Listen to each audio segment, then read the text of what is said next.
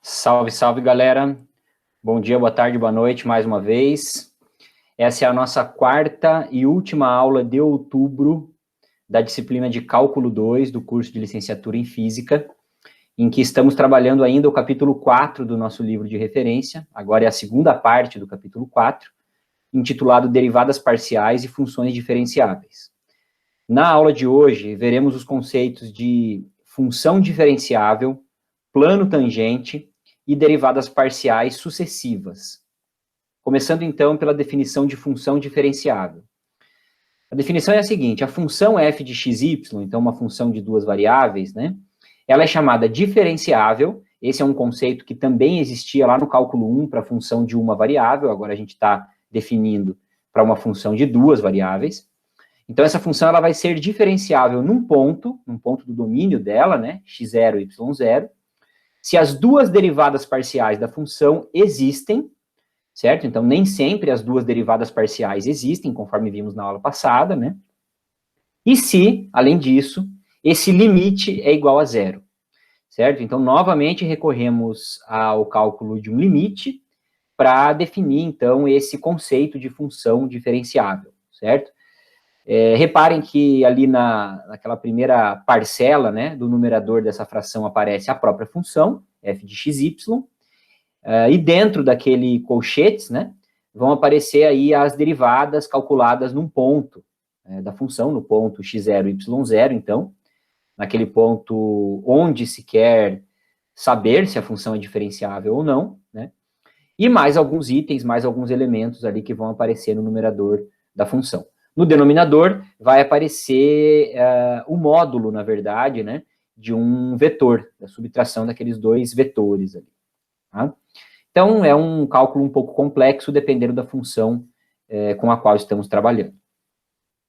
Teorema importante: se a função possui derivadas parciais em x0 e y0, e essas derivadas são contínuas nesse ponto, então a função é diferenciável nesse ponto.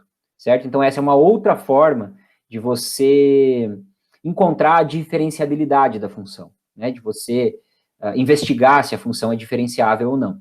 Basta você saber se ela possui derivadas parciais naquele ponto e se essas derivadas são contínuas. Se isso acontece, a função, então, é diferenciável naquele ponto.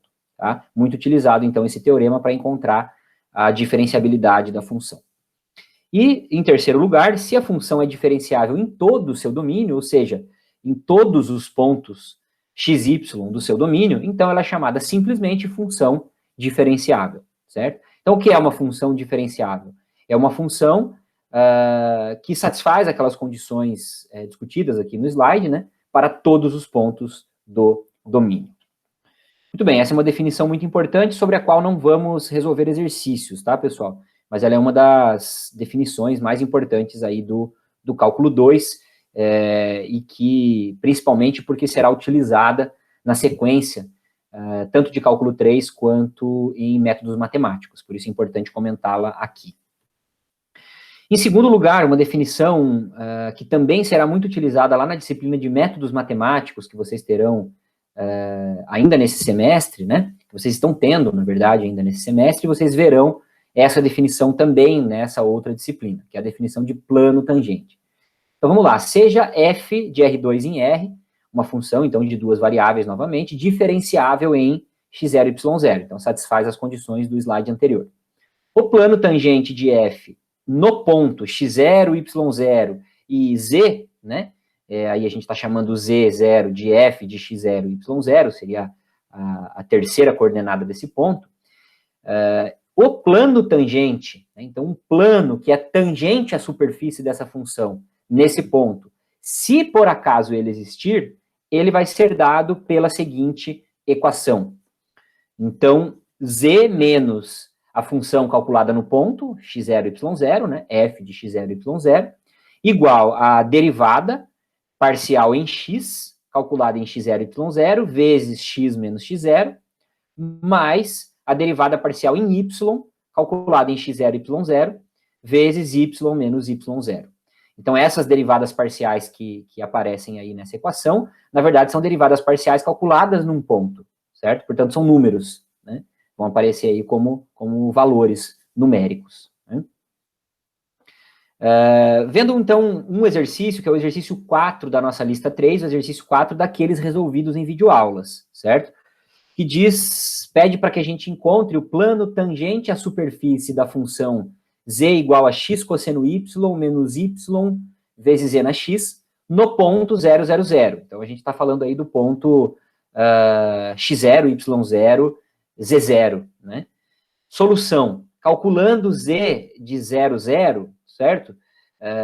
Só para a gente confirmar realmente que essa terceira coordenada é 0. Não precisaríamos fazer isso, né? Já foi dado no enunciado do problema, inclusive, a terceira coordenada, mas só para a gente confirmar. Substituindo x e y por 0, eu vou ter 0 vezes cosseno de 0, que é 0, menos 0 vezes z na 0, que também é 0.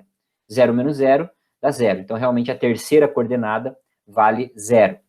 Calculando, então, del z, del x, ou seja, a derivada parcial em x dessa função. Isso vai ser igual a cosseno de y, porque a derivada de x cosseno y, olhem lá para a função inicial, né? A derivada de x cosseno y em x é cosseno y, porque o y é interpretado aqui como uma constante, e a variável é x, nesse caso. A derivada de y e na x é y e na x, quando a variável considerada é o x, certo? E na x é aquela função cuja derivada é ela própria. E o y seria uma constante, então, que está multiplicando a função. Ela é repetida, certo? Então, esse é o del z, del x. Eu preciso calcular del z, del x em 0, 0, para substituir na equação do plano tangente. Substituindo, então, nessa primeira derivada parcial, x por 0 e y por 0, eu vou obter cosseno de 0 menos 0 vezes z na 0. O cosseno de 0 é 1, certo, gente? Então, isso vai dar 1 menos 0, porque 0 vezes 1, né, é 0. 1 menos 0 é 1. Portanto, está aí uma das parcelas, né, ou, na verdade, um dos termos utilizados no cálculo da equação do plano tangente. Agora, calculando del z, del y, ou seja, a derivada parcial da função em y, agora eu interpreto y como uma variável e x como constante. Reparem que eu estou derivando, então, da primeira parcela lá da função z, o cosseno y. A derivada de cosseno y é menos seno de y. Por isso, a gente obtém menos x vezes seno de y. X é interpretado aqui como constante, né? Menos e na x é uma constante, né? Então, uma constante vezes y, a derivada disso é a própria constante, e na x. Portanto, menos e na x. Calculando, então, essa função derivada parcial em 0, 0, porque precisaremos disso lá na equação do plano tangente, obteremos menos 0 vezes seno de 0, menos e na 0. A primeira parcela é 0 e a segunda parcela é 1, porque e na 0 é 1. 0 menos 1 é igual a menos 1. Vamos lá para a equação do plano tangente. Observe, então, essa é a mesma equação que apareceu no slide anterior, lá da definição de plano tangente. Substituirei 0 naquela primeira parte, substituirei 1 naquela segunda parte, substituirei menos 1 naquela terceira parte. x0 e y0, que ainda aparecem nessa equação, são, respectivamente, 0 e 0 para esse exercício em específico. Obteremos, portanto, z menos 0 igual a 1 vezes x menos 0, menos 1 vezes y menos 0. Reordenando tudo isso, jogando todo mundo para o lado esquerdo, a equação do plano tangente é x menos y menos z igual a 0. Essa é a forma geral de uma equação de um plano, conforme vocês viram lá na geometria analítica. Resolvido, então, o exercício 4 dos resolvidos em videoaula. Seguindo adiante, pessoal, vamos ver, então, o conceito de derivadas parciais sucessivas. Se vocês se lembrarem bem, na aula passada, eu comentei com vocês que, nessa aula, nós trabalharíamos essa ideia da segunda ordem, né, da ordem da derivada. Então, vamos pegar lá as derivadas parciais de segunda ordem, primeiro, tá? As derivadas que a gente já conhece, certo?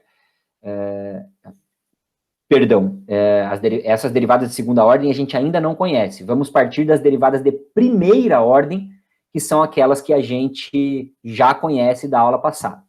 Então, del f, del x, por exemplo, é uma derivada parcial de primeira ordem. Eu vou tentar mostrar para vocês o que é uma derivada de segunda ordem. Tá? Se eu obtiver lá a derivada del f, del x, primeira ordem, em x. E nessa função eu derivar mais uma vez em relação a x, certo? Conforme fazíamos lá no cálculo 1, só que lá só tinha uma variável, né? Eu vou obter isso. Essa seria a notação. Então, vejam, é a derivada da derivada de primeira ordem em x. Seria del de del f, del x, certo? Eu estou derivando duas vezes em x. A notação para isso, de forma mais simplificada, é essa. Del 2f, del x2. O que é del 2f, del x2? É quando eu pego a função original, derivo uma vez em x e derivo uma segunda vez em x, obtendo aí, então, uma das derivadas parciais de segunda ordem. Mas existem outras derivadas parciais de segunda ordem. Se por acaso eu derivar a primeira vez em x, obtendo del f, del x, e fizer esse movimento, gente, calcular então a derivada da derivada em x, agora em y, pela segunda vez, eu vou obter essa função, cuja notação está aí no slide. Simplificadamente, eu vou obter del 2f, del y, del x. Derivei primeiro em x e depois em y, obtendo uma segunda derivada de segunda ordem. Tá? Reparem, muito importante essa observação que eu vou fazer agora. Lá na notação, no numerador daquela fração que aparece, o del y vem antes do del x, certo? Então, a ordem que você utiliza para derivar é sempre contrário, é sempre de trás para frente, tá? Então, é primeiro o del x e depois o del y, certo? Então, ao contrário do que aparece ali na notação. Resumindo, o que seria, então, essa derivada parcial de segunda ordem? Derivo. Pego a função original e derivo. Primeiro em x, depois em y. Muito bem, vamos partir agora da outra derivada parcial de primeira ordem, que é a del f, del y. Derivei primeiro em relação a y. Se eu derivar mais uma vez em relação a y, obtenho a derivada da del f, del y em relação a y também, portanto, del 2f, del y2. O que é essa terceira derivada parcial de segunda ordem, então? Pego a função original, derivo em relação a y e derivo novamente em relação a y. Se eu fizer primeiro em relação a y e depois em relação a x, eu vou obter a quarta e última derivada parcial de segunda ordem, cuja notação é aquela que está no slide. Del 2f, del x, del y. Novamente, ordem de trás para frente. Primeiro y, depois x, ao contrário do que aparece ali no slide, ao contrário do que aparece na notação, certo? Isso é uma questão de notação. Resumidamente, pessoal, existem para cada função de duas variáveis 4 derivadas parciais de segunda ordem, as 4 que estão aí na tela. Quais são essas 4? Pego a função original e derivo primeiro em x, depois em x. Ou primeiro em x, depois em y. Ou primeiro em y, depois em y novamente. Ou primeiro em y, depois em x. Essas são as 4 possibilidades de você obter derivadas parciais de segunda ordem. Vamos então para o exercício 5, que tem letras A, B e C. Exercício 5 lá da nossa lista 3. Que pede para que nós calculemos as 4 derivadas de segunda ordem dessa função que aparece no slide. É uma função muito parecida com a função do exercício 4. A única coisa que tem de diferente é que nós temos um sinal de mais no meio e não um sinal de menos, certo? Então, nós partimos lá, vamos pegar o mesmo esqueminha que estava no slide anterior e partir de del f, del x, que nós já conhecemos do exercício anterior, né? Praticamente a mesma coisa, só com um sinal de mais ao invés de um sinal de menos no meio. Então, del f, del x, a derivada de primeira ordem em relação a x é cosseno de y mais y vezes e na x. Vamos agora derivar esta função que está no slide em relação a x, obtendo, portanto, del 2f, del x2. Estou derivando duas vezes em relação a x. Quando derivamos em relação a x, y é constante. Portanto, o cosseno de y também é constante. A derivada de uma constante é zero. Por isso aparece aquele zero ali. E a derivada de y na x em x é y na x. Portanto, essa derivada parcial de segunda ordem, del2f, del x2, é y e na x. Calculemos agora, a partir dessa, a derivada del2f, del y, del x. Agora eu vou derivar pela segunda vez em relação a y. Y é a variável, x é a constante. Derivada de cosseno de y é menos seno de y. E a derivada de y e na x é e na x, que é a constante. Se x é uma constante, e na x também é uma constante. Portanto, temos aí as duas primeiras derivadas parciais de segunda ordem. Vamos partir agora de del f e del y, que é a função que está no slide, já calculada praticamente igual também ao exercício anterior, né? Vou partir dela e derivar novamente em relação a y, obtendo, portanto, del2f, del y2. Vejam, a derivada de x seno y, sendo x uma constante, é menos x cosseno y, porque a derivada do seno é menos cosseno. E como x é uma constante, e na x também é. Portanto, a derivada de e na x é zero. Estou derivando em relação a y. Del2f, del y2 é igual a menos x cosseno y. Por último, vou partir da derivada parcial em relação a y e derivar em relação a x. Vou mudar de variável agora, obtendo del2f, del x, del y. A derivada de menos x seno y, como o x é considerado aqui a variável, certo? X é a variável, seno y é a constante. Então, eu obtenho menos seno de y, que é a constante, que é a repetida, né? E e na x é a função que eu estou derivando, que também vale e na x, né? A derivada dessa função também é e na x. Reparem, pessoal, não por uma mera coincidência, que del2f, del y, del x, e del2f, del x, del y, certo? São iguais, né? Essas duas derivadas de segunda ordem são iguais, e isso não é uma mera coincidência, nós vamos ver nos slides seguintes. Está resolvida, então, a letra A do exercício número 5. Letra B, temos uma função polinomial e nos é solicitado para calcular uma das derivadas de terceira ordem agora. Não vimos isso conceitualmente, a partir de uma definição formal, né? Mas vocês já devem estar imaginando, então, que a derivada de terceira ordem é aquela derivada obtida quando nós derivamos uma terceira vez a função, seja em relação a x, seja em relação a y, né? E a partir daí começam a aparecer várias combinações. Eu posso pegar a função original, que é a que está no slide, né?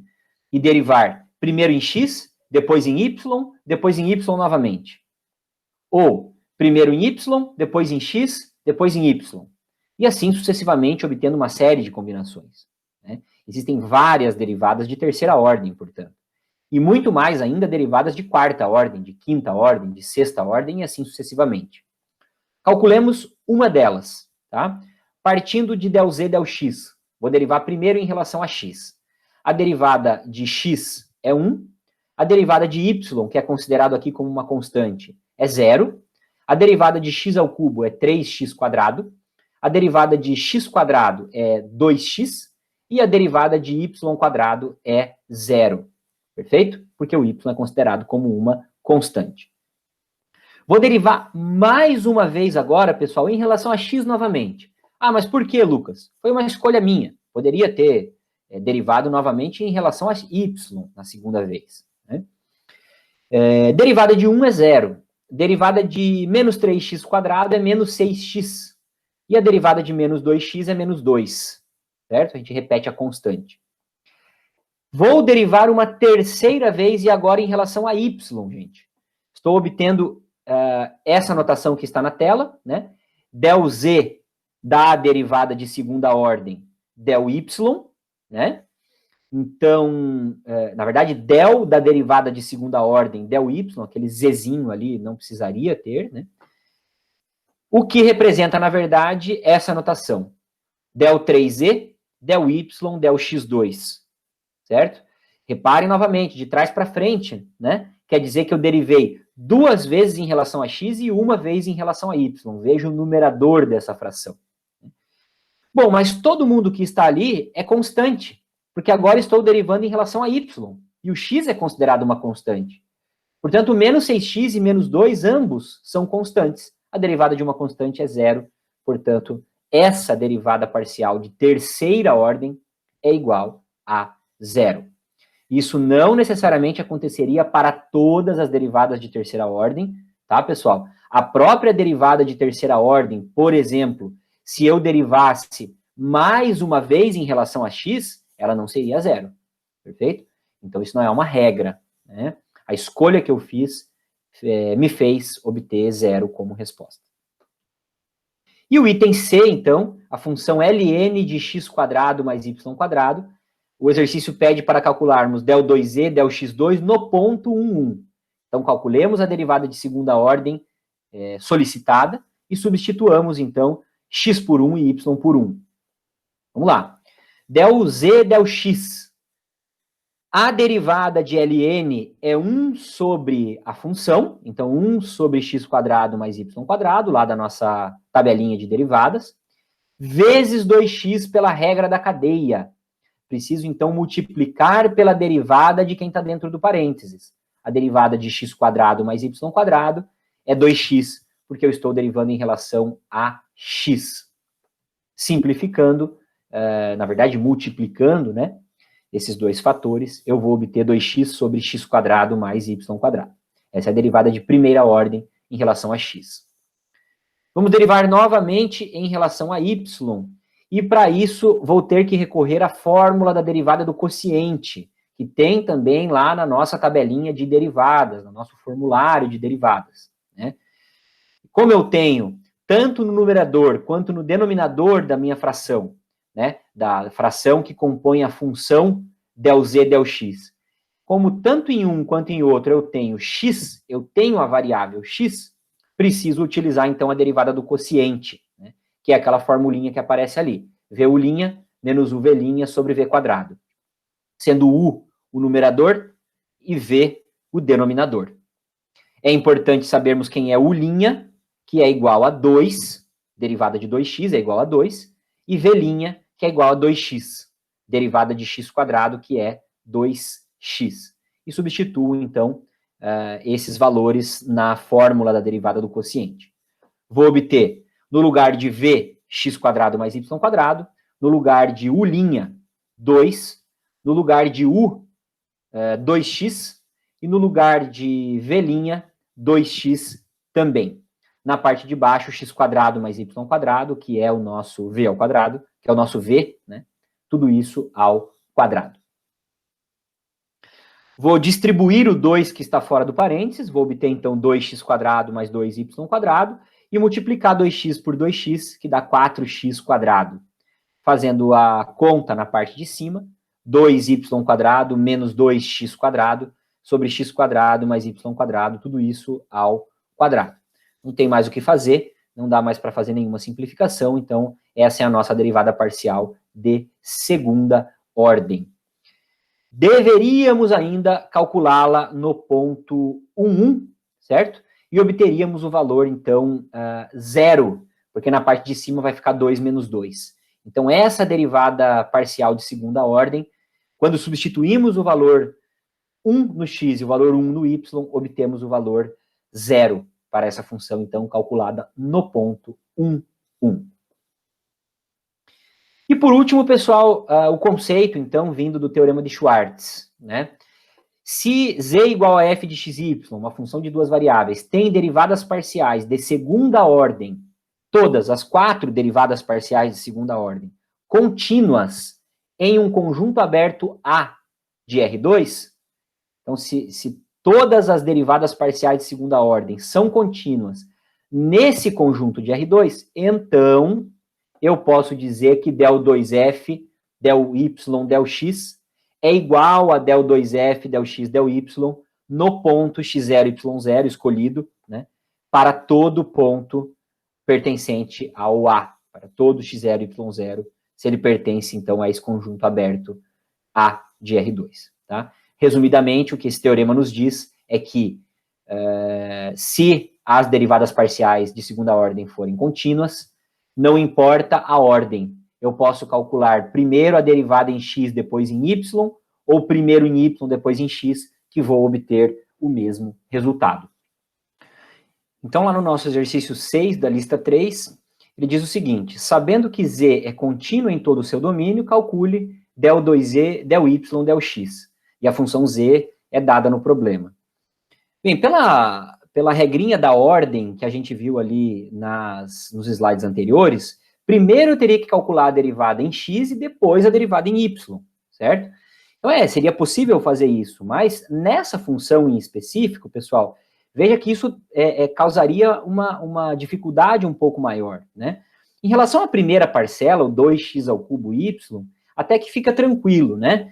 Calcular a derivada em x ali daquela parcela é tranquilo, eu pego 3, tombo ele, multiplico pelo 2 e diminuo 1 no expoente, o y vai ser interpretado como uma constante, né?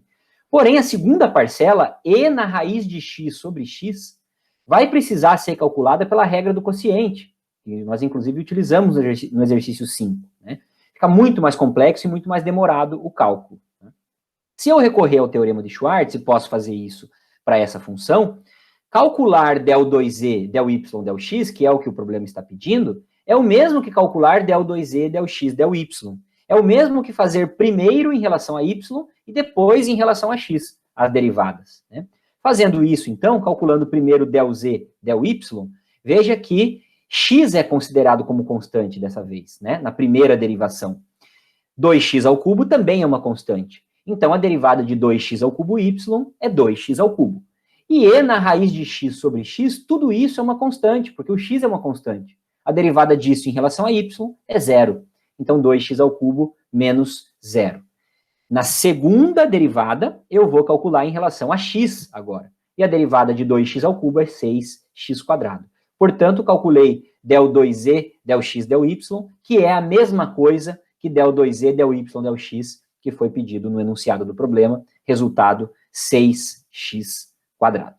Com isso, pessoal, concluímos, então, um estudo sintético, é claro, do capítulo 4 do nosso livro de referência. Encerramos o trabalho com as derivadas parciais, tá certo? Que é um conceito muito importante, que retornarão na sequência, nas próximas videoaulas e nas aulas que teremos agora já a partir do mês de novembro. Né?